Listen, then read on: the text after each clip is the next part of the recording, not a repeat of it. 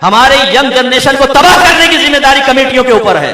इन्हें मैदान माशर में जवाब देना होगा कि मनसब आपके हाथ में था, इंतखाब आपको करना था, आपने ऐसे शख्स को लाके क्यों खड़ा किया जो कौम को संभालने की सलाहियत नहीं रखता, जिसने आते ही अपने जाती मफादात निकालने शुरू किए, जो अपना काम का वो उसको करीब करके ग्रुप बना लिया, जो अपना काम का ना वो उसको धकेल दिया, कोई बयान नहीं किया, कोई मसाइल नहीं सिखाए, कोई दर्स कुरान नहीं, दर्स हदीस नहीं।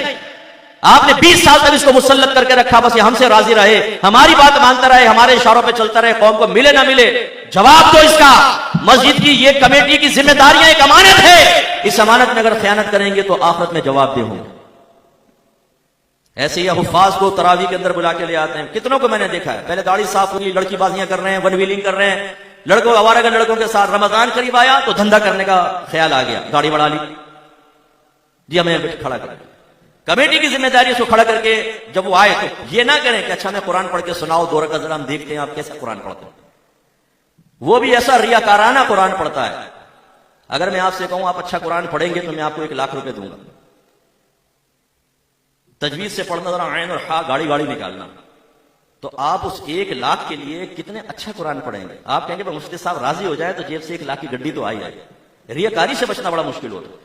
पहली बात तो हाफिज साहब रियाकारी से बच जाए बहुत मुश्किल, के पूरी कौम सुनने खड़ी है, ये लोग कहेंगे यस तो हम आपको रख लेंगे, चलो उसको भी नजरअंदाज कर दो, हुस्न ज़न कायम कर ले। आपने ये पूछा कि तो ये गुस्ल के फराइज आते हैं, वुजू करना आता है, कपड़े के पाकी नापाकी के मसाइल आते हैं, नजासत गलीजा क्या खफीफा क्या तुम्हें मालूम है।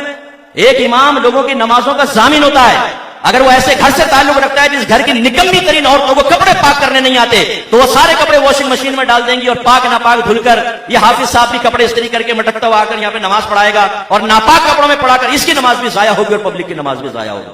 करा दे क्वेश्चन, पूछे हाफिज साहब से कि आपको मसाइल आते हैं कि नहीं आते। कौम की नमाज एक अमानत है, अमानत से अदा करने का वक्त है। आप खाइन को खड़ा कर देंगे, वो अपनी नमाज भी बर्बाद करेगा, कौम की नमाज भी बर्बाद करेगा।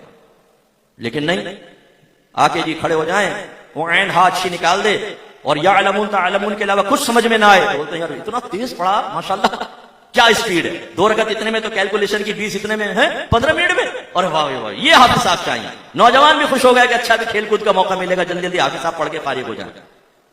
ये इस किस्म के लोगों को खड़ा करना, ये मनसब जो दिया है बहुत बड़ी खयानत है, बहुत ही बड़ी खयानत। इसलिए अगर आप जिम्मेदार बनते हैं, बाद लोग अपने घर में जिम्मेदार बना देते हैं, बड़े बेटे को फुला को कि तुम जिम्मेदार हो, मेरे बाद तुम्हें देखना है। किसको बना रहे हैं देखें तो सही। अगर आपने नाअहल को खड़ा कर दिया और उसने आगे अदल इंसाफ से खाली फैसले किए, अदल इंसाफ के खिलाफ फैसले किए, जुल्म किया, आपके ऊपर बवाल होगा। इसलिए किसी को जिम्मेदारी और मनसब देना ये बहुत बड़ी अमानत है, इसका ख्याल रखना चाहिए।